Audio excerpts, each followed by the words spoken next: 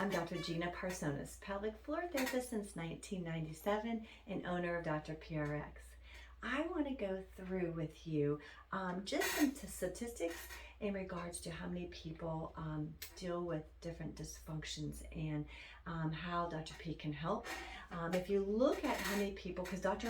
P unit can treat urinary urgency, frequency, can treat urinary incontinence, fecal incontinence, prolapse management, some constipation, and bladder pelvic pain. There are 25 million Americans that suffer from some sort of urinary incontinence. That's a lot. We can treat urinary incontinence with both using the vaginal probe or the rectal probe.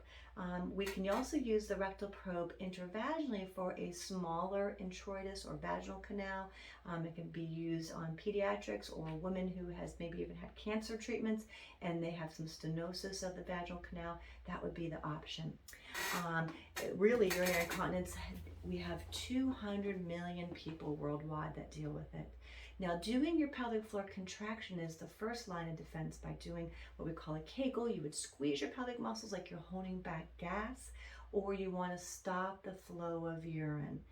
And if done correctly, it can be very effective, up to 87%. But for those patients that don't do them correctly, or the 13% that cannot contract, we would recommend doing pelvic floor stimulation with those patients. This is the vaginal kit. This is the rectal or vaginal kit, depending on how you use it. This would be with this pink unit, and then this one we could use vaginally and rectally with the blue unit.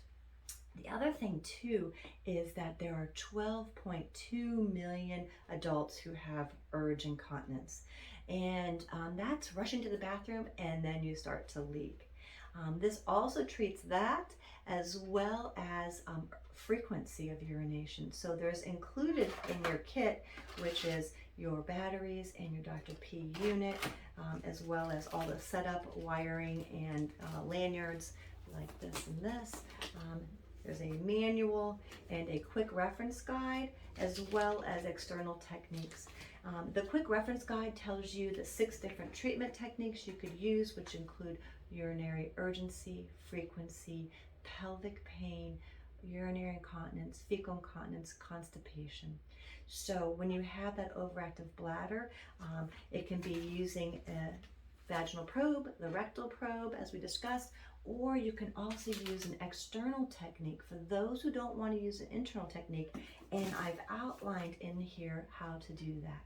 So there are treatments used with the external electrodes that can be placed just above the bladder area for your pelvic pain. There are a technique used for incontinence and other techniques around the sacral area. And there's even another technique that you use from the inside of your inner ankle that helps with overactive bladder.